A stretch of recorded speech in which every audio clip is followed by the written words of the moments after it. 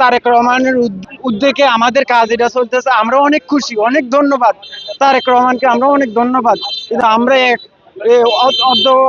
আমরা একযোগ হয়ে আমরা তারেক রহমানকে সকলকে আমরা আন্তরিক ধন্যবাদ জানাই এবং কি তার প্রতি আমাদের শ্রদ্ধা রইল। আমরা এই অঞ্চলের মানুষ দীর্ঘ 17 বছর ধরে খুব কষ্ট করেছি।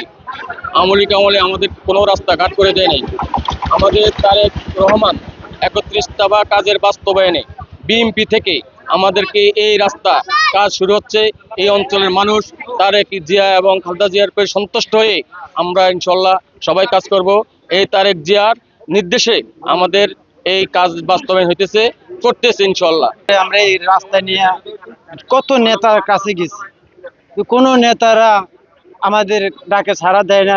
আব্দুল আল ইসলাম যে মেয়র কয়েকবার এই জায়গায় দাঁড়া করাইছে এই রাস্তার জন্য, বলছে যে হবে, আবার কোথায় যাইলে বলে যে এই জায়গা বিএনপির ঘাঁটি।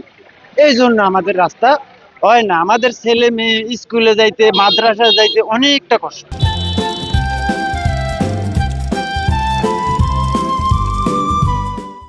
বিগত আওয়ামী লীগ সরকার আমলে কোনো প্রতিকার নেয়নি, তো হয়তো আমাদের এই ভাইস চেয়ারম্যান তারেক রহমানের উদ্যোগে আমাদের এই রাস্তার কাজ ইনশাল্লাহ চলতেছে। জনকল্যাণকর কাজের মাধ্যমে মানুষ উপকৃত হয়, মানুষ দোয়া করে, যেমন মানুষ সমর্থনও করে।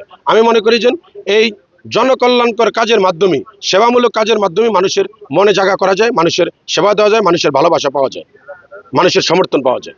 আর আমি না, আমার প্রতিটি নেতাকর্মীকে বলবো, বিএনপির যে আগামী দিনে তারেক রহমান যেহেতু বলেছে যে মানুষের পাশে যান, মানুষের পাশে থাকুন, মানুষের সেবা করুন, মানুষকে পাশে রাখুন, এটার একমাত্র পথই হলো মানুষের পাশে থাকা, সেবা করা, জনকল্যাণকর কাজে সম্পৃক্ত রাখা।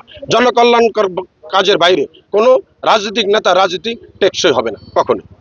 একমাত্র জনকল্যাণের মাধ্যমেই রাজনৈতিক নেতৃত্ব টেকসই করা সম্ভব।